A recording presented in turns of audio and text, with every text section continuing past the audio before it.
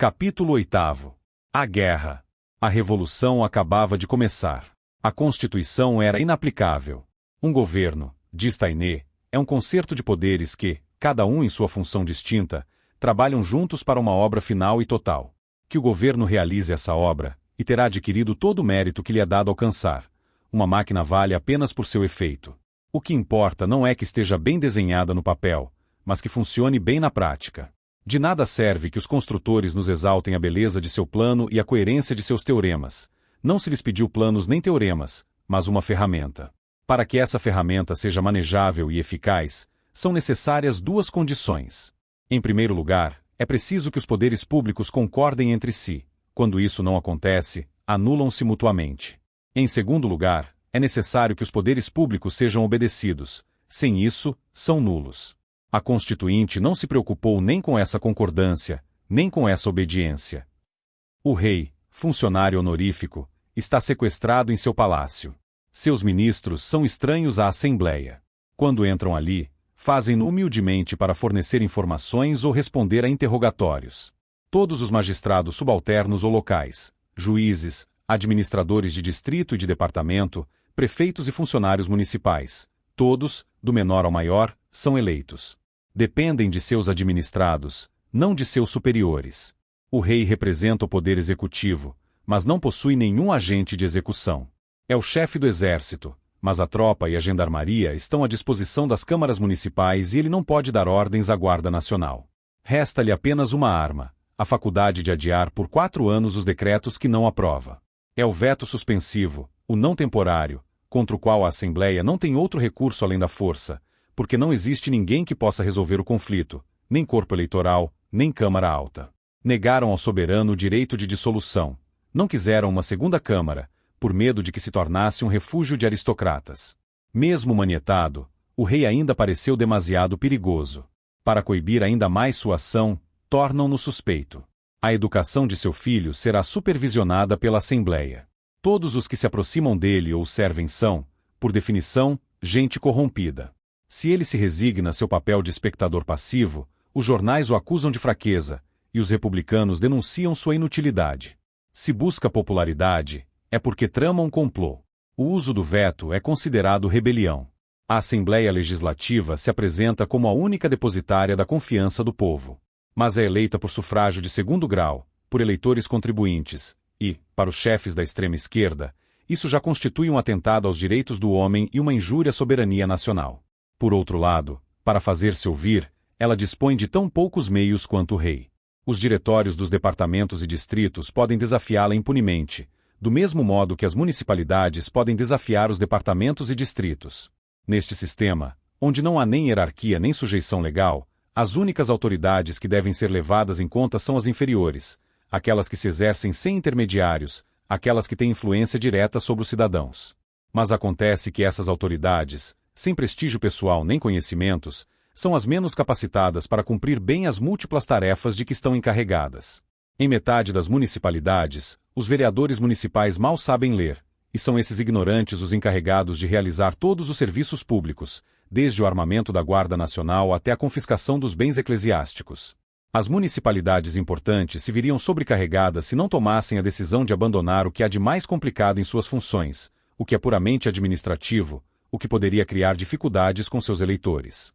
As normas para a arrecadação de impostos não estão formuladas, ou estão mal formuladas. As manifestações não são reprimidas.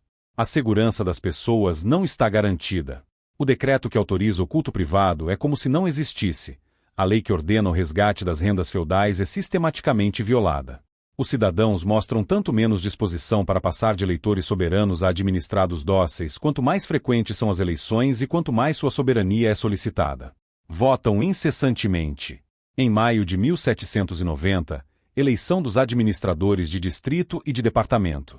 Em outubro, eleição do juiz de paz e do tribunal distrital. Em novembro, renovação parcial da corporação municipal.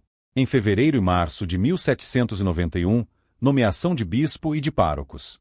De junho a setembro, renovação parcial dos administradores de departamento e distrito, eleição do tribunal criminal, eleição de deputados. Em novembro, renovação parcial do Conselho Municipal. Todas essas operações não se realizam em um dia. Exigem semanas inteiras. Em muitos locais são impugnadas e devem ser repetidas. Em toda parte são acompanhadas de conciliábulos, petições e manifestações. Durante todo o ano, o país vive em uma atmosfera de campanha eleitoral. Que nervos resistiriam a isso? E que homem, se não fizer disso sua profissão, terá tempo e recursos suficientes para se dedicar inteiramente a essa tarefa? Ao entusiasmo dos 6 primeiros meses sucedeu uma marcada indiferença. É preciso viver. De bom ou mau grado, a França retorna às ocupações que lhe dão o pão. Desde meados de 1790, o número de abstenções é enorme. Em Besançon, dos 3.200 inscritos, apenas 959 votam. Em Grenoble, dos 2.500 inscritos, 2.000 se abstêm. Em Paris, em novembro de 1791, nas eleições municipais, dos 80.000 inscritos, votam 10.000. Pétion é eleito prefeito com 6.728 votos. A deserção da maioria torna todo-poderosa a minoria. Na ausência da maioria que se retrai, é a minoria que presta o serviço e se apodera do poder. Mais uma vez, atrás do equívoco da vontade geral e da comédia das urnas, encontramos o pessoal dos clubes. Ainda que se corra o risco de soar monótono, não há outro remédio senão voltar a eles, se quiser mostrar as coisas como são, e não como as apresentam os documentos oficiais. A Assembleia Legislativa reuniu-se em 1º de outubro. Contava com 745 membros. Nunca houve assembleia mais jovem, escreve Michelet. Parecia um batalhão de homens quase todos da mesma idade, classe, linguagem e vestimenta. Exceto Condorcet, Brissot e alguns outros, todos são desconhecidos. Como para cortar melhor os laços que ainda uniam o novo ao antigo regime, a Constituinte resolveu que seus membros não seriam reeleitos. Seus sucessores são burgueses medíocres, inábeis, desconfiados, sem experiência, cheios de prevenções e ávidos de grandes frases. A direita, o que daqui por diante equivalerá a dizer os constitucionais, conta com apenas uma centena de membros.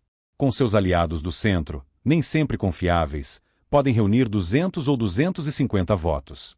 140 jacobinos formam a esquerda, mas dominam e arrastam consigo os 340 independentes que compõem a maioria e que, em quase sua totalidade, devem um mandato à poderosa sociedade. Entre os 140, destacam-se Condorcet e Brissot, deputados por Paris, Vergniaud, Gensonné e Guadet, deputados por Bordeaux. Por sua eloquência, tornar-se-ão as principais figuras deste cenário. Fala-se muito na legislativa. Dos 745 deputados, 400 são advogados, 400 charlatães, sendo que cerca de 20 deles estão sempre zumbindo ao mesmo tempo. As sessões da Constituinte eram desordenadas. As da Legislativa são anárquicas. Imaginai, diz uma testemunha ocular e frequente, uma sala de aula onde centenas de alunos discutem e estão, a cada momento, prestes a puxar os cabelos uns dos outros. Suas roupas mais que descuidadas, a violência de seus gestos, a passagem brusca dos clamores aos insultos, constituem um espetáculo incomparável e impossível de descrever. As galerias injuriam os oradores moderados. Turbas de homens e mulheres se consideram autorizadas a atravessar a sala, lançando gritos e ameaças. Admite-se na tribuna todas as comissões, todas as manifestações, por mais indecentes ou infantis que sejam. É uma algazarra contínua, salpicada de interlúdios ensurdecedores. Somente os 3 grandes oradores conseguem impor silêncio e fazer-se ouvir, ao menos de vez em quando. Nunca, contudo, houve tal embriaguez de palavras, tantos discursos pomposos e tanta retórica vazia. A parafernália dos discursos soa ali como um ruído de ferro velho. O círculo de Pompílio, os Gracos, as tochas do Himeneu, Bruto, Catão, o braseiro de Múcio Cévola, a plebe retirada ao Monte Sagrado, Catilina, Cincinato e seu arado, Saturno devorando seus filhos, o Senado vendendo terreno onde Aníbal acampava, todas as velhas reminiscências escolares chovem na tribuna, misturadas a solenidades tolas, prosopopeias, apóstrofes aos deuses e citações do contrato social.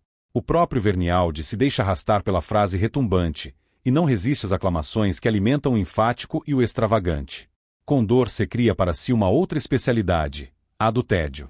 Escrevia, diz Rivarol, com ópio sobre folhas de chumbo.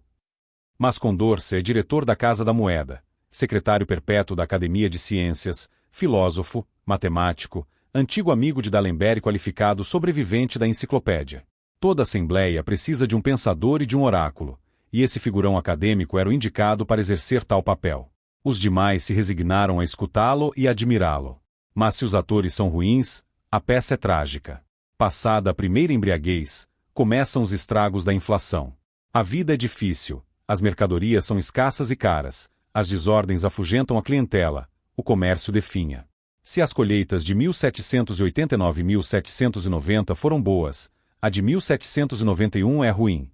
De São Domingos, em plena insurreição, não chegam mais os produtos coloniais. Falta o açúcar. Desde outono, voltam a registrar-se, por toda parte, casos de lojas saqueadas, comboios atacados, mercados pilhados. Em fevereiro de 1792, segundo o ministro do Interior, não passa um dia sem a notícia de alguma insurreição alarmante. Batidas armadas em fazendas, taxações arbitrárias do trigo, violação de domicílios, detenção de transportes, saque de moinhos e celeiros, de um extremo ao outro do reino. É uma segunda epidemia de violência, tão parecida com a primeira, a de 1789, que, ao descrevê-la, tem-se a impressão de haver recuado 2 anos no tempo. Em fevereiro, em Dunkerque, são devastadas 10 das mais importantes casas comerciais. Há 14 mortos e 60 feridos. Em Noyon, 30.000 camponeses detêm no rio Oise os barcos carregados de trigo e se apoderam de sua carga. Os lenhadores assaltam os mercados de Beauce, ajudados eficazmente pelos serradores dos bosques de Conches e Breteuil, e os municípios veem-se obrigados a tabelar a farinha, a manteiga, os ovos, o ferro e o carvão. Em Montliere, um comerciante de cereais é assassinado. Em Étampes, matam o prefeito. As mesmas cenas se repetem no Yonne e no Nièvre, onde os assaltantes são os madeireiros do Morvan. Em março e abril, no Cantal, ocorre um motim camponês que aterroriza cerca de 20 prefeituras, castelos incendiados, proprietários submetidos a requisições forçadas, autoridades inertes ou cúmplices. Nos Bouches do Rhône, o desprezo pelas leis atinge o último grau. A guerra civil é constante. Verdadeiras expedições, cidades contra cidades, municípios contra municípios, organizam-se semanalmente. A Guarda Nacional de Marsella cria para si uma especialidade lucrativa com essas razias, que a levam sucessivamente a Tubane, a Auriol, a Aiguière, a Apt, a Arles, muito especialmente, de onde leva uma contribuição de 86.000 libras. Visita também Manosque e Digne, visita que custa 16.000 libras a primeira e 13.000 a segunda. Sob as aparências do direito proclamado jurado 100 vezes, não resta mais do que a opressão de uma classe sobre outra, o desencadeamento brutal dos apetites, a tirania dos fanáticos que se arrogam todos os direitos do soberano. No entanto, não são essas desordens que arrastarão ao chão o trono e a Constituição. Ao semear o terror entre os moderados e os burgueses, antes teriam contribuído para consolidá-los. Para que se chegue república, não bastam os estragos dos assignats e das leis religiosas, é necessário também o perigo externo, a guerra. Suas origens são tão nebulosas e estão envoltas em tantas complicações que, para compreendê-las, é necessário passar em revista, um a um, os diferentes protagonistas, o rei, a Europa, os revolucionários. Ninguém se teria surpreendido se Luís XVI apelasse aos demais soberanos para restaurar sua autoridade. Recorrer ao estrangeiro estava de acordo com as doutrinas políticas da época, e não seria preciso cavar muito para encontrar numerosos precedentes. Posto que o Estado se identifica com o rei, e o rei é a mais alta encarnação da pátria, os inimigos do rei são ao mesmo tempo inimigos do Estado. Sendo direito e dever do príncipe combatê-los, ele é o único juiz dos meios mais apropriados para vencê-los. A questão da legalidade ou ilegalidade de tais gestões não tem outro interesse senão de mostrar-nos que, neste ponto, nossas ideias não são as mesmas que as de nossos bisavós. Mas se, honestamente, Luís XVI se julgava autorizado a pedir socorro a Viena ou a Berlim, não podia, em consciência, buscar a salvação da monarquia na perda do reino. Assim, quando os decretos sobre o clero decidiram a solicitar uma intervenção da Europa, ele a concebeu de modo completamente diferente do que comumente se atribui. Não se trata de preparar uma expedição policial internacional reacionária contra a França. Nada disso. O que Luís XVI deseja é um congresso de soberanos, acompanhado de uma concentração de tropas. Congresso e concentração deveriam ocorrer com grande alarde e aparato. Após algumas paradas preliminares, os príncipes lançariam um terrível manifesto contra os revolucionários de Paris, que, intimidados com barulho de botas e espadas, logo baixariam o tom, ao passo que o ânimo renasceria entre os bons cidadãos, amigos da ordem e da monarquia. As potências declarariam que não pretendem se intrometer no governo interno da França, mas que só reconhecem o rei e que não querem tratar senão com ele, uma vez livre. A nação, apavorada, lançar-se-ia aos pés do trono e suplicaria a Luís XVI que a salvasse da invasão e da guerra. Luís XVI atenderia a esses apelos, acalmaria a cólera da Europa e, restaurado em seu prestígio por essa mediação, recuperaria imediatamente os poderes dos quais havia sido despojado. Sempre o método do espantalho.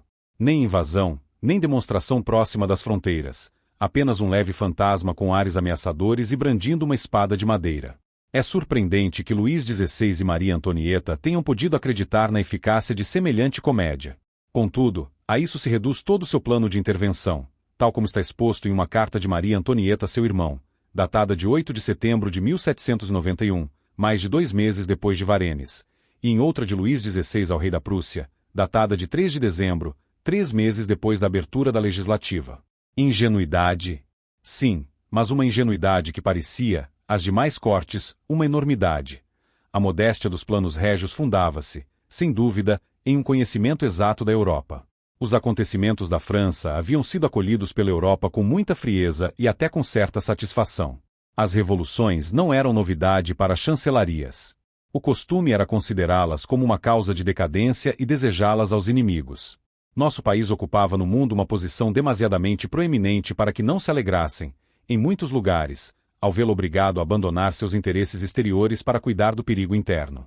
Uma França dilacerada e sem recursos respondia maravilhosamente aos desejos das 4 grandes potências: a Rússia, absorvida pelos assuntos do Oriente; a Áustria, enfraquecida pela Revolução Belga e pela Guerra Turca; a Prússia, alarmada com o despertar da Polônia; e, sobretudo, a Inglaterra, ainda não recuperada da Guerra da América, com suas finanças em desordem e à procura de novos mercados para sua indústria. Os franceses, escrevia Burke, se revelaram como os mais hábeis artistas da ruína que jamais existiram no mundo. Arruinaram completamente sua monarquia, sua igreja, seu comércio e sua indústria. Para nós, seus rivais, eles resolveram nossos assuntos melhor do que 20 batalhas de Ramillies. Se tivéssemos vencido completamente a França, se ela estivesse prostrada a nossos pés, teríamos vergonha de enviar aos franceses, para negociar um tratado, uma comissão que lhes impusesse uma lei tão dura e fatal à grandeza nacional quanto aquela que eles próprios se impuseram. Até os pequenos príncipes alemães saudaram com prazer o eclipse do sol de Versalhes. Depois de terem sofrido tanto tempo sob o prestígio da corte mais brilhante da Europa, experimentavam uma alegria um tanto bárbara ao ver afundar-se os esplendores que antes adoravam servilmente. A prática da democracia nos acostumou tanto à luta entre partidos que, inconscientemente, representamos a vida internacional conforme o modelo da vida parlamentar. E, por preguiça mental, gostaríamos de acreditar que, em 1789, todos os reis eram partidários do rei da França, e todos os povos, do povo francês. Não se pode aceitar esse ponto de vista simplista. As queixas de Luís XVI não encontravam eco algum. Os reis permaneciam indiferentes ao destino do rei da França ou, quando sentiam alguma piedade por ele, sua simpatia não ia além das condolências formais. O rei da Prússia, escreve nosso ministro em Berlim, teve a honra de dirigir-me a palavra e falou-me com muita propriedade sobre a situação do rei. Apesar disso, a satisfação desta corte se manifesta abertamente, se é que já não deseja que as dificuldades da França sejam mais graves e, se possível, eternas. O próprio irmão de Maria Antonieta, o brutal e sistemático José II, escreve a seu chanceler depois da tomada da Bastilha: não estou tão delicado de saúde a ponto de me afetar com acontecimentos nos quais não tenho parte alguma. Estava, no entanto, suficientemente doente para que isso levasse ao túmulo. Seu irmão e sucessor, Leopoldo, era um espírito sutil, reflexivo e maleável. Governara a Toscana e tomara lições de diplomacia no país de Maquiavel. Diferente de José em tudo, assemelhava-se a ele apenas no egoísmo de Estado, que exprimia com o mesmo cinismo: não há soberano algum no universo que tenha direito de pedir contas a uma nação pela constituição que ela se dá. Se for boa, tanto melhor para ela. Se for má, seus vizinhos se aproveitarão disso. Uma vez bem esclarecidas essas disposições de espírito, seria interessante saber se os gabinetes de Londres e Berlim foram espectadores sorridentes, porém passivos, de nossas desgraças, ou se não trabalharam ativamente para agravá-las. O procedimento seguia uma tradição antiga, que não se perdeu. Infelizmente para a história, essas investigações são discretas e deixam poucos vestígios nos arquivos. No entanto, examinando os documentos do Tribunal Revolucionário, M. Albert Mathiez trouxe à luz numerosos casos de conivência com os inimigos que, embora datem de 1793, somados a outros documentos diversos, nos permitem entrever com certa segurança as manobras dos agentes estrangeiros. Marat fala dos agitadores prussianos que se misturaram aos assaltantes da Bastilha. Com mais precisão, em outubro de 1790, vemos chegar a Paris um conselheiro do rei Frederico Guilherme, Benjamin Veitel Efraim, que já se havia envolvido nos movimentos dos Países Baixos, e que, sob pretexto de negócios e fornecimentos, devia trabalhar junto à esquerda da Assembleia para obrigar o rei a romper a aliança austríaca. Em 22 de abril de 1791, escrevia seu senhor que o Clube dos Jacobinos está completamente entregue à Prússia, e essa mesma influência estrangeira é invocada pelo constituinte Rabaut Saint-Étienne para justificar sua demissão do clube em plena crise de Varennes. Para ele, o movimento republicano era fomentado desde Berlim ou Londres. Não se pode esconder, escreve aos seus compatriotas de Nimes no próprio dia dos acontecimentos do Campo de Marte, não se pode esconder que circulou dinheiro, que havia estrangeiros nos grupos e que a influência sediciosa vinha de fora. Por ordem do Comitê de Investigações da Assembleia, Efraim foi preso na noite de 18 para 19 de julho, ao mesmo tempo que uma aventureira holandesa, Etta Palme, que se fazia passar por baronesa de Aelders. Mas ele alegou sua condição de conselheiro íntimo e foi posto em liberdade ao fim de 3 dias, sem que ousassem sequer examinar todos os seus papéis. Também a Inglaterra mantinha em Paris numerosos agentes secretos.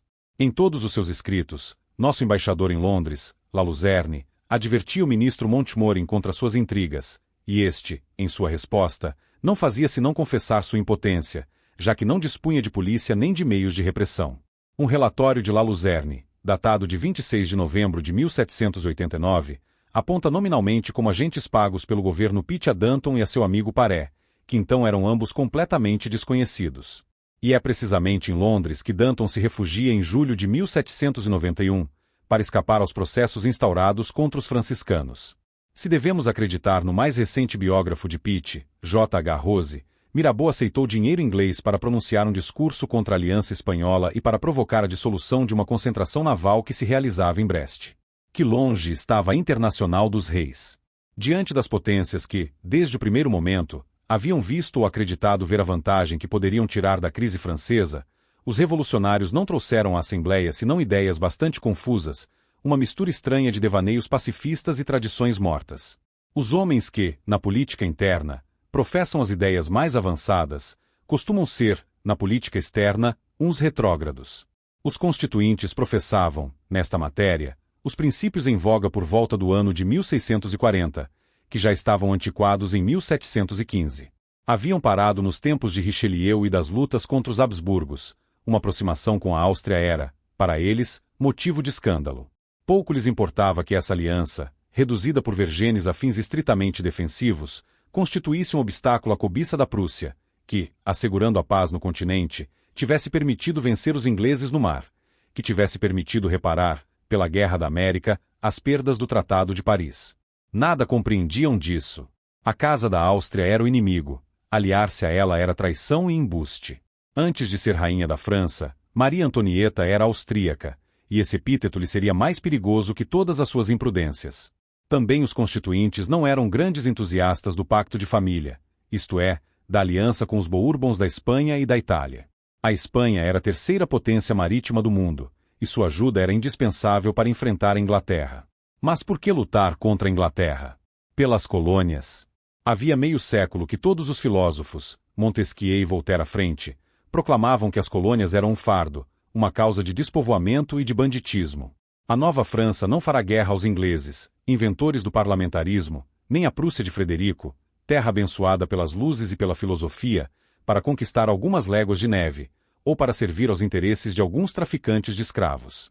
O sistema político instaurado pelos últimos grandes ministros da monarquia entrava assim em franca oposição com as tendências profundas da opinião revolucionária, sempre disposta a assimilar os inimigos do exterior aos adversários do interior e a deixar-se guiar, em ambos os campos, por um mesmo sentimentalismo. Os primeiros incidentes ocorreram já no início da Constituinte. Na primavera de 1789, a Inglaterra mantinha um litígio com a Espanha pela posse da Baía de Nootka, que pretendia ocupar contra a vontade da Corte de Madrid, a qual, por sua vez, a reivindicava como anexo do México. Quando os Estados Gerais se reuniram, os espanhóis acabavam de capturar um navio inglês, em consequência do que se iniciou uma negociação que, na primavera de 1790, caminhava diretamente para uma ruptura. A Espanha reclamou o cumprimento da aliança, e diante das medidas belicosas do governo de Londres, que no dia 4 de maio havia ordenado a mobilização naval, informou Luís XVI à Assembleia, no dia 14, que estava obrigado, para a segurança do reino, a equipar uma esquadra de 14 navios.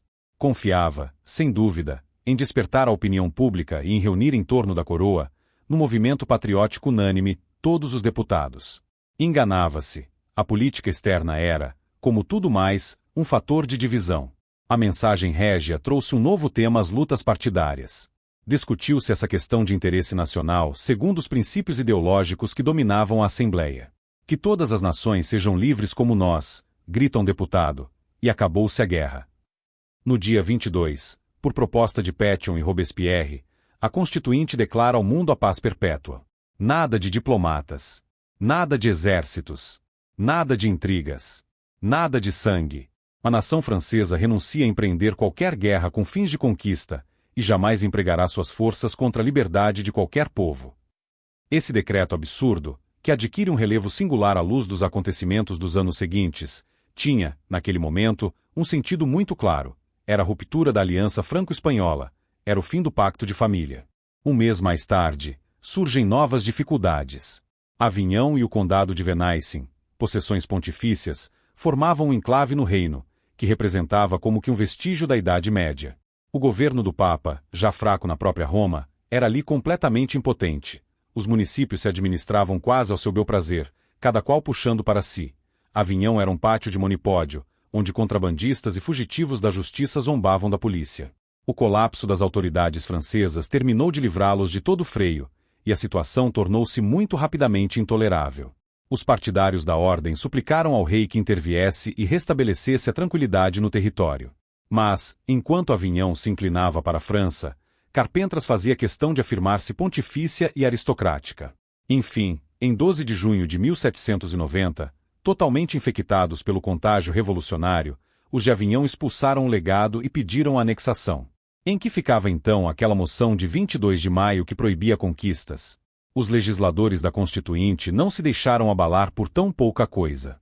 A França, declararam, de fato renunciou às conquistas preparadas pela astúcia e realizadas pela força, segundo o direito antigo. Mas não se proibiu de acolher populações que venham a ela espontaneamente, em virtude de seu novo direito de dispor de si mesmas. A reunião livre de um povo a outro tem algo em comum com a conquista? Pergunta Robespierre. Uma conquista não é a opressão de um povo, ao qual o conquistador impõe sua corrente. A ocupação de Avignon é, portanto, justa. Não é um atentado contra a liberdade, é uma libertação. A teoria é sutil, mas singularmente perigosa. Onde deter-se, uma vez posto o pé nesse caminho?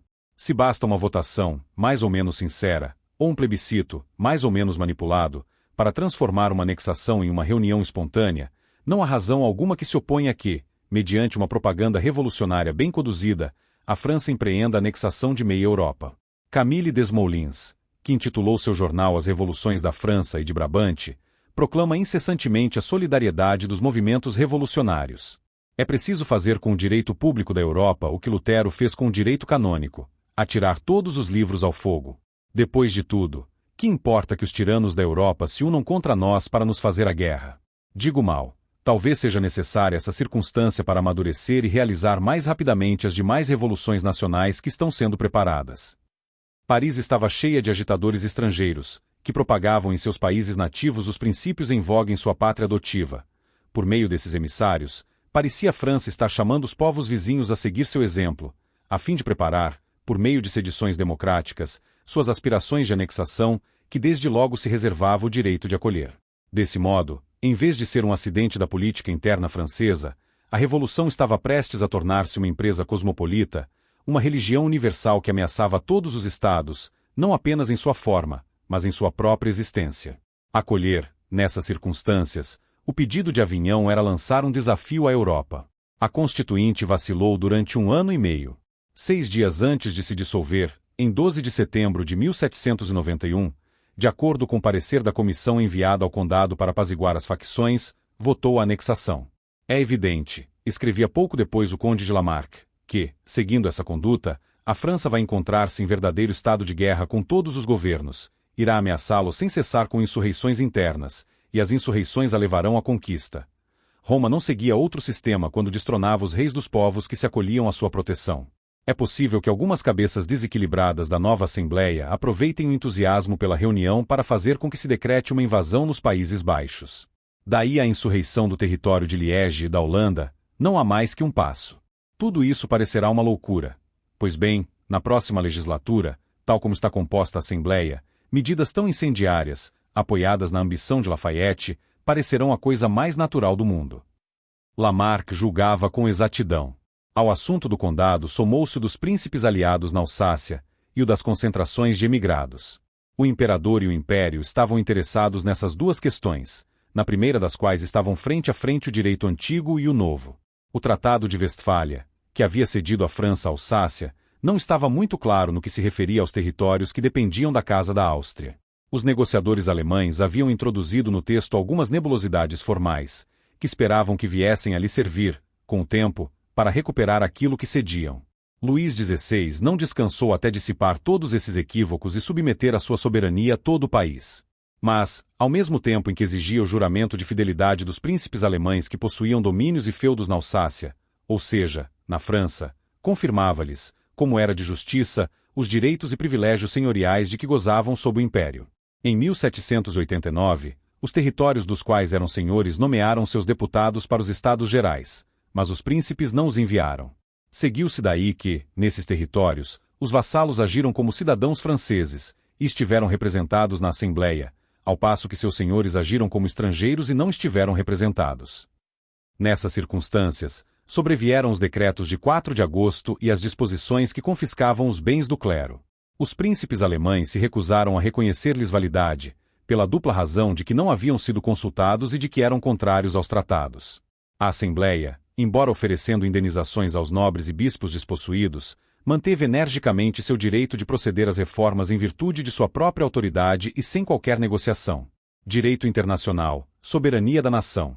As duas partes não falavam a mesma linguagem, e por isso, a despeito da mediocridade dos interesses em litígio, o processo tomou logo um rumo perigoso.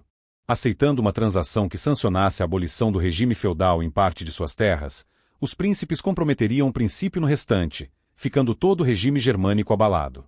Por sua parte, admitindo sua tese, a Assembleia teria renunciado à sua obra unificadora, pois, se os contratos que ligavam os príncipes da Alsácia à França fossem válidos, todas as províncias poderiam exigir cartas semelhantes para manter as coisas no estado em que estavam quando se uniram à coroa. E, por fim, a Assembleia teria abjurado ao mesmo tempo o princípio da soberania popular, ao reconhecer que a Alsácia era parte integrante da França, não apenas pela vontade de seus habitantes, mas também por força dos tratados e pela sanção do direito público europeu. Voltava-se assim a mesma dificuldade que já tornava insolúvel o caso de Avignon. Quando a legislativa se reuniu, não se havia dado um passo. Última causa de desacordo: os emigrados. Não se trata dos desgraçados que as perseguições e os atentados obrigaram a fugir de sua pátria para escapar da ruína e da morte. Trata-se dos emigrados voluntários, dos emigrados do primeiro momento, os que seguiram o conde de Artois desde julho de 1789, e que se preparam para restaurar o antigo regime até em suas injustiças e vexações. Reuniram-se nos países da margem esquerda do Reno, em Mainz, Coblença e Worms, e levam uma vida alegre na expectativa de um retorno rápido e triunfal. Frívolos, elegantes e zombeteiros, ocupam-se em tramar projetos absurdos e perdem tempo com intrigas pueris. Sem ideias nem juízo, só se sentem à vontade entre as intrigas da corte, e julgam-se com estatura suficiente para reconstruir a França.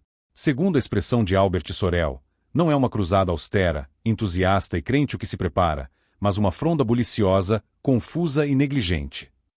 Suas tropas são escassas, mas, em compensação, tem seus príncipes, seus chefes, seu governo, o conde de Provença, que chegou em junho de 1791 e que se proclamou regente, seu irmão, o conde de Artois, seu primo Condé, que é o generalíssimo, os marechais de Broglie e Castries, o antigo inspetor-geral, Calonne, que sozinho representa ministério e conselho, o marquês de Bouillé, que não soube salvar o rei em Varennes, e que, em desforra, se ergue como chefe do Estado-Maior da próxima invasão. Toda essa gente se agita e posa. É um zumbido de ameaças que não tem outro efeito senão alarmar os revolucionários e comprometer a família real. Mas dos perigos que se correm nas Tulherias, ninguém em Coblença se preocupa. O núcleo da imigração é formado por inimigos pessoais de Maria Antonieta, a camarilha que, desde sua chegada a Versalhes, a persegue com suas canções e calúnias. Que a rainha está ameaçada. Tanto pior. Ou, melhor dizendo, tanto melhor. Pois do excesso do mal virá a reação. Compreendendo o imenso perigo que representa essa tropa de gente leviana, Luís XVI enviou aos soberanos estrangeiros seu antigo ministro Breteuil, com a missão de pô-los em guarda contra qualquer empreendimento que não estivesse aprovado por ele. E então se assiste ao espetáculo extravagante dos emigrados combatendo a diplomacia do rei e, por vezes, denunciando-a aos jacobinos. Resolutas a não fazer nada, as chancelarias haviam inicialmente acolhido com cortesia os pedidos de homens e dinheiro que lhes fazia o conde de Artois. Depois haviam-se cansado, e nem sequer deram às suas negativas a forma que parecia exigir o grau e o nascimento do solicitante. Em agosto de 1791, o futuro Carlos X decidiu fazer uma tentativa suprema. O rei da Prússia, Frederico Guilherme, e o imperador Leopoldo eram hóspedes do eleitor da Saxonia no castelo de Pionitz. Deviam discutir sobre a Polônia, mas sem resolver nada, e é provável que nenhum assunto sério tivesse sido tratado em Pionitz, se no dia 26 o conde de Artois não tivesse se apresentado, cercado por todo o Estado-Maior da imigração. O objetivo dessa ruidosa visita, diz Albert Sorel, era comprometer os soberanos alemães com a causa da nobreza e induzi-los a fazer gestões que depois ficariam obrigados a sustentar pela força. A ocupação da Alsácia, por exemplo. Frederico Guilherme não era contrário a uma expedição sem riscos e bem paga, mas Leopoldo não queria nem ouvir falar disso. Por fim, para livrar-se de seus incômodos visitantes, os dois príncipes resignaram-se a assinar um vago manifesto que, certamente, não os obrigava a tomar nenhuma medida concreta, mas que, por parecer encaixar-se no plano de congresso armado desejado por Luís XVI, talvez assustasse os parisienses, e, nesse caso, valeria aos signatários a gratidão do rei. Por essa declaração, cujos termos estão perfeitamente calibrados para se anularem uns aos outros, o imperador e o rei da Prússia consideram que o restabelecimento da ordem na França é uma questão de interesse europeu. Esperam que os outros soberanos pensem como eles e que não se recusarão a empregar, para tais fins, os meios mais eficazes. Então, e nesse caso, eles próprios estão decididos a agir rapidamente. Tudo isso era hipotético. A ação austro-prussiana só deveria ocorrer se toda a Europa se unisse, e essa unanimidade era, mais que improvável, impossível. Foi um fracasso completo para os emigrados. Em lugar de um compromisso firme, não tinham mais do que um documento insignificante, uma verdadeira despedida em forma diplomática. Quase lhes foi dito que Leopoldo aconselhava sua irmã e seu cunhado a aceitarem o mais rapidamente possível a Constituição revisada, a fim de colocar os agitadores diante de um fato consumado que lhes retirasse qualquer pretexto de agitação. Tal era essa famosa declaração de Pionitz, que Mallet du Pan chamou de uma comédia augusta e que, na realidade, era bem sinistra. Dois tipos de pessoas tinham o mesmo interesse em deturpá-la: os emigrados, para disfarçar sua impotência e fazer crer numa coalizão europeia, e os revolucionários, para apresentar uma prova da traição da corte. A isso se dedicaram ambas as partes. Messier e o conde de Artois, encarregados de dar a conhecer aos franceses a declaração do dia 27, acompanharam sua publicação, em 10 de setembro, com uma carta-manifesto que alterava completamente seu sentido. Apresentava-se como iminente invasão do território francês, anunciavam-se as piores represálias, a mediação de Luís XVI era dada como certa de antemão, e seu juramento de fidelidade ao regime era qualificado de covardia, de capitulação momentânea a qual era impossível dar crédito. Por sua parte, os publicistas radicais persuadiram facilmente a opinião pública de que o verdadeiro sentido da declaração era aquele dado pelo comentário, e que as confusas reservas do texto original não tinham importância. O rei, por sua vez, encontrou-se entre duas correntes, igualmente incapaz de dominá-las ou de ceder a elas. Aos olhos da Revolução, cúmplice de seus irmãos, que o ameaçavam com colocá-lo sob tutela se a reação triunfasse. Desprezado ou odiado por ambos os lados, restava-lhe apenas o frágil apoio dos moderados, e a ele se agarrou com todas as suas forças. Sua detenção em Varennes e a apatia da Europa haviam-lhe tornado odiosa qualquer tentativa de violência, e ele não tinha mais desejo senão de fazer respeitar a Constituição, contando que o tempo e a experiência corrigiriam seus defeitos. Ele a havia decorado e a ela se referia em toda ocasião, com aquela minúcia e escrupulosidade que aplicava a todas as coisas. Um dia, em que devia passar revista à Guarda Nacional, os oficiais insistiram para que vestisse o uniforme, afirmando que essa prova de benevolência causaria o melhor efeito sobre o ânimo dos soldados. Vestir um uniforme? Respondeu-lhes: não sei se a Constituição me permite. Havia destituído a maior parte de seus ministros e escolhido seus sucessores entre os fuldenses.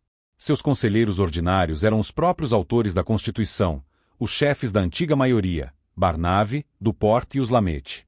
Corrigiam seus discursos e guiavam todos os seus passos. A rainha mantinha correspondência diária com eles, e quando as cartas cessaram, foi para substituí-las por comunicações diretas. No terreno da legalidade, a monarquia era impecável e invencível. Só poderia ser derrubada por uma grande comoção exterior que despertasse contra ela o patriotismo francês, e, para essa operação, o adversário estava claramente indicado. Era a Áustria, aliada oficial do governo e aliada da família real. A ruptura da aliança austríaca, dizia um girondino, é tão necessária quanto a tomada da Bastilha. Essa não era uma opinião isolada. Era o pensamento de toda a esquerda, que compreendia perfeitamente que, para se apoderar do poder, já não podia contar com o entusiasmo revolucionário que havia sustentado a Constituinte. O país está cansado da desordem. Para os camponeses, assim como para os burgueses, a revolução está feita. A política já não lhes interessa. Posto que o rei aderiu lealmente ao novo regime, é hora de retomar a vida normal. Chega de saques e manifestações. Calma e trabalho.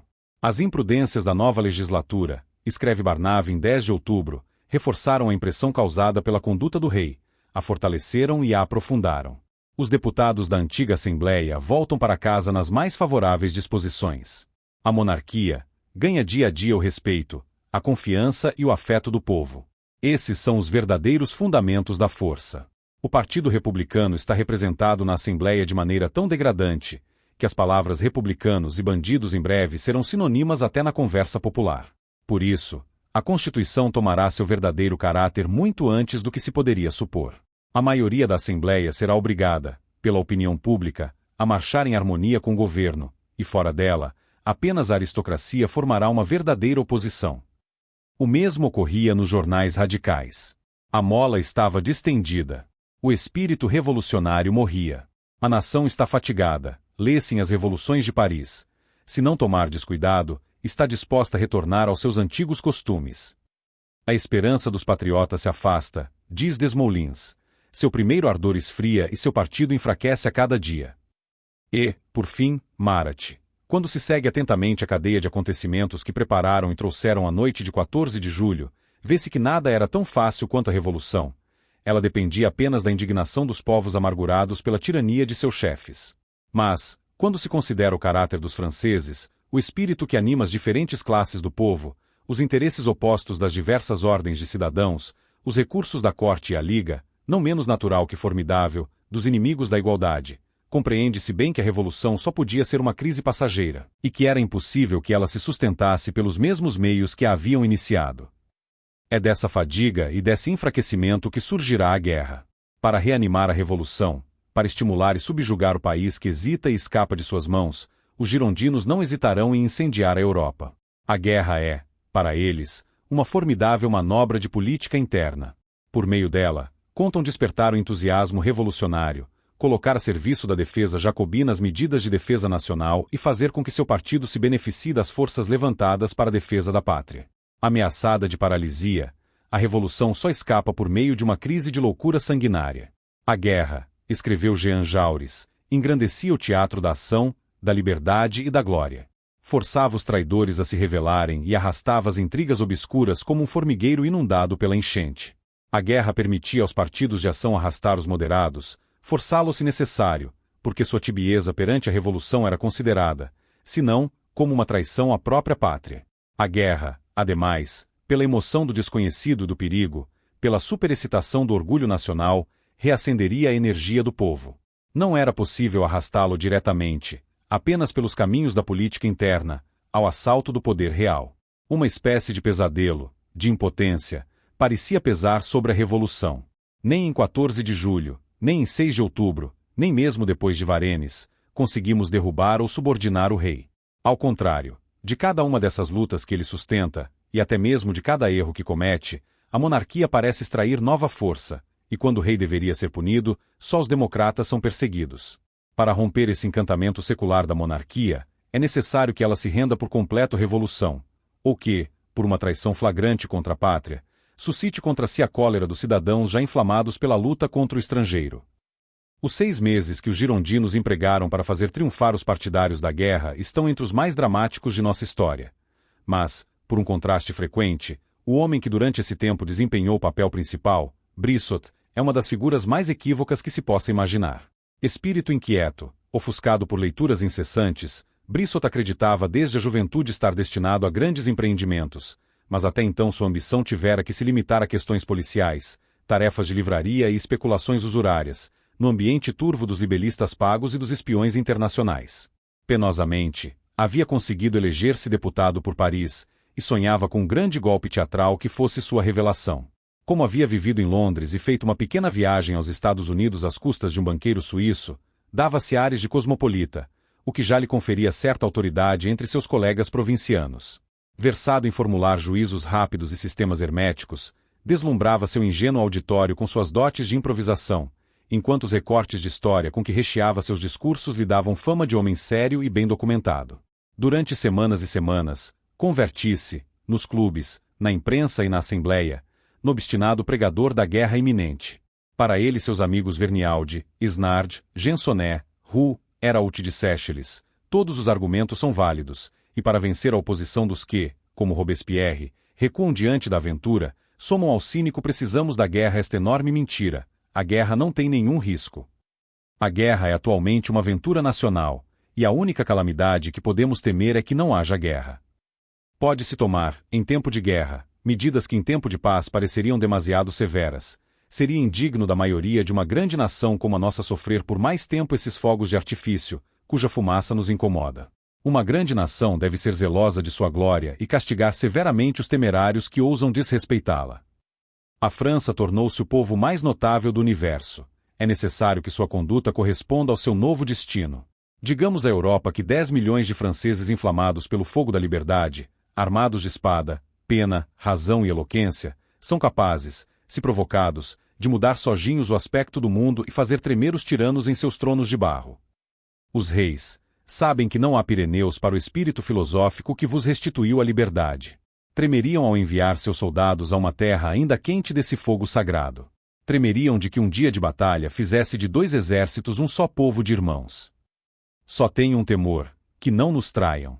Precisamos de grandes traições. Nossa salvação está nisso, pois ainda restam fortes doses de veneno no seio da França, e são necessárias grandes explosões para expulsá-lo. O corpo é forte e não há por que temê-las. A guerra! A guerra!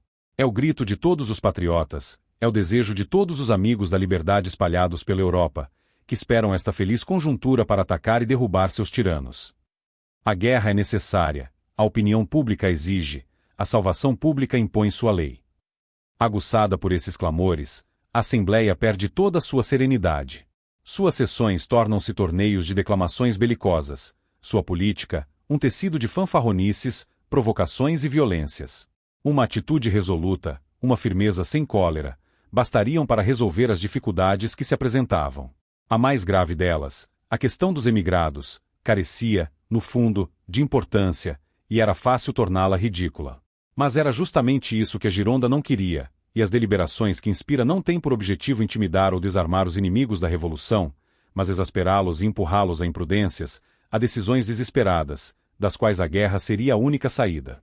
Em 31 de outubro, a Assembleia decide que, se Messier, irmão do rei, não tiver voltado à França dentro de 2 meses, perderá seus direitos à regência.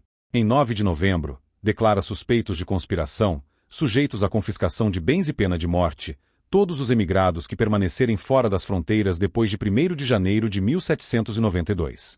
Por fim, em 29 de novembro, decreta que os sacerdotes que não prestarem juramento à Constituição Civil perderão, não apenas o salário atribuído aos funcionários, mas também seus direitos civis, ficarão submetidos à vigilância da autoridade, e poderão ser condenados a 2 anos de prisão. Dos 3 decretos, os 2 primeiros eram quase inúteis, pois, por um lado, Messier e os emigrados ficavam fora do seu alcance, por outro, estavam decididos a não voltar à França enquanto não fossem os mais fortes, estando assim em condições de enforcar os mesmos que tentavam proscrevê-los. As medidas contra os sacerdotes levantaram contra a Revolução aproximadamente metade do clero, que se habituaram a um culto oficioso ou privado e que se via obrigado a ligar doravante sua sorte à dos nobres rebeldes.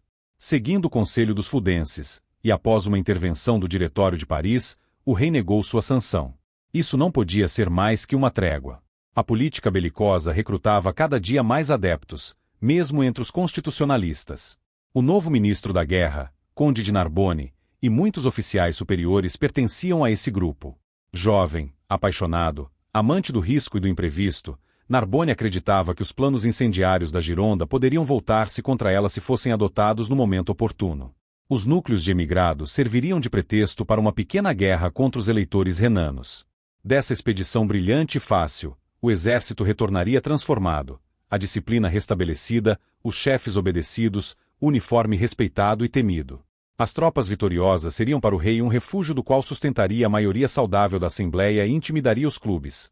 E, se, por azar, essa pequena guerra os arrastasse para uma de maior importância contra a Áustria e Prússia, seria a ocasião para adotar o plano de congresso e mediação em que Luís XVI e Maria Antonieta pensavam, e que, em caso de hostilidades reais, teria sentido e razão.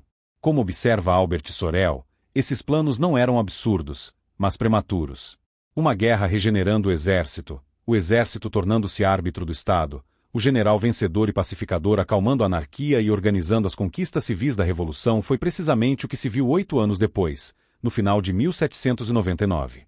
Uma invasão estrangeira, um congresso de potências, um rei mediador entre uma coalizão e a França, devolvendo a paz ao país, restaurando o trono e garantindo aos franceses os princípios fundamentais declarados pela Assembleia Constituinte foi o que se viu em 1814. Mas, em 1791, era cedo demais, o país não estava maduro. Iriam à guerra, como desejava Narbonne, mas também à República, como queria Brissot. Em 14 de dezembro, convencido e instruído por Narbonne, Luís XVI anunciou à Assembleia o envio de um ultimato ao eleitor de Trèveres. Se não dispersasse até 15 de janeiro os núcleos de emigrados, o eleitor seria considerado inimigo da França e tratado como tal. Mas isso ainda não era o conflito desejado. O arcebispo de Trèveres, aconselhado por Leopoldo, atendeu imediatamente o pedido da França e expulsou os emigrados. O arcebispo de Mainz, Maguncia, fez o mesmo pouco depois, e em 21 de dezembro o imperador notificou oficialmente o governo francês de que ficará totalmente satisfeito. Acrescentou que, com isso, a França não poderia mais ter reclamações legítimas contra os príncipes renanos e que, por conseguinte, se ainda assim atacassem algum deles, teria de apoiá-los. A Assembleia tomou esse comentário como pretexto para continuar a querela. Fortalecida pelas garantias de Narbonne, que, de volta de uma inspeção por Lorena, afirmava que tudo estava preparado, convidou o rei, em 25 de janeiro de 1792, a perguntar a Leopoldo se renunciava a todo o tratado e acordo atentatório à soberania, independência e segurança da nação, em outras palavras, se desautorizava a declaração de Pionitz. O rei ficava ainda encarregado de declarar ao imperador que, se antes de 1º de março próximo não desse a nação plena e inteira satisfação sobre os pontos antes expostos, tanto seu silêncio quanto uma resposta evasiva e dilatória seriam considerados uma declaração de guerra. A palavra já estava presente, mas a coisa ainda não. Leopoldo era demasiado clarividente para cair de olhos fechados na armadilha que os girondinos lhe armavam. Em um memorando confidencial dirigido a Luís XVI, de 31 de janeiro de 1792, ele discerne com muita clareza as origens da crise. Quanto mais ameaçado sente seu crédito pelos chefes revolucionários, diz ele, com tanto mais ardor se lançam em medidas desesperadas e violentas, e querem arrastar a nação a extremos irreparáveis, cuja finalidade principal é reanimar o zelo revolucionário, que se enfraquece. Consequentemente, Leopoldo, que se recusa a jogar o jogo da Assembleia, limita sua resposta às medidas de precaução indispensáveis. O Tratado de Aproximação com o rei da Prússia, assinado por ele em 7 de fevereiro, continha, de fato, apenas cláusulas ambíguas e equívocas, que, por outro lado, referiam-se mais à Polônia e Rússia do que à França. Foi um duro golpe para os partidários da guerra. Ainda mais duro foi outro golpe que os atingiria. Em 9 de março, no acesso de energia, Luís XVI destituiu Narbonne. A comoção foi enorme. Dessa questão, a esquerda deveria sair esmagada ou triunfante. Assim, lançou à batalha seus melhores oradores, Vergniaud e Brissot. Vergniaud, sobretudo, cujo discurso inflamou a Assembleia. Vejo desta tribuna janelas de um palácio, onde perversos conselheiros desviam e enganam o rei que a Constituição nos deu, forjam as correntes com que querem nos acorrentar e preparam as manobras que nos entregarão à casa da Áustria. Vejo as janelas de um palácio onde se trama contra a Revolução, onde se medita o plano para nos lançar novamente nos horrores da escravidão. depois de nos terem feito passar por todos os desordens da anarquia e por todas as fúrias da guerra civil. Chegou o dia, senhores, em que podem pôr fim a tanta ousadia, a tanta insolência, e confundir, enfim, os conspiradores. Desse famoso palácio saíram frequentemente, em outros tempos, o espanto e o terror para ditar a lei do despotismo. Que hoje entrem para ditar a verdadeira lei. Que se apoderem de todos os corações. Que todos os que o habitam saibam que nossa Constituição concede inviolabilidade somente ao rei. Que saibam que a lei alcançará, sem distinção, todos os culpados, e que não haverá uma só cabeça convicta de ser criminosa que escape a sua lâmina. Sob essa tempestade, a direita afundou-se. O centro e a esquerda uniram seus votos. O inimigo de Narbonne, o ministro dos Negócios Estrangeiros, o pacífico de Lessart, foi acusado e enviado ao Tribunal Supremo por traição. Nele, quem atacavam era a rainha. Detido de Lessart, o ministério fudense desmoronou. Não havia passado uma semana sem que todos seus membros, exceto um, tivessem renunciado. Constitucional até o fim, o rei confiou a Gironda o cuidado de designar seus sucessores. Os chefes girondinos não podiam assumir as pastas eles mesmos, por serem deputados. Como Barnave e Duport, viam-se obrigados a governar por intermédio de outras pessoas. Após 3 dias de discussões, designaram os novos ministros, Dumouriez, para Relações Exteriores, Clavière, para Fazenda, de Grave e depois Servan, para a Guerra, Lacoste, para a Marinha, e o marido d'Ami, Roland, para o Interior. Desde então as coisas avançaram rapidamente. Tanto mais, quanto Leopoldo acabará de morrer subitamente, e seu filho sucessor, Francisco II, já desejava que falassem os canhões. Em 27 de março, um arrogante ultimato saiu de Paris para Viena, ao qual se respondeu, em 7 de abril, no mesmo tom. A nota chegou a Paris em 18 de abril. No dia 20, Luís XVI se apresentou na Assembleia e, como sonâmbulo, com ar despreocupado e indiferente, propôs que declarassem guerra ao rei da Hungria e da Boêmia. Em meio a um delírio de entusiasmo e uma efervescência popular inaudita, o decreto foi votado quase sem discussão, com apenas 7 votos contra. A paz não chegaria até 23 anos depois, após Waterloo.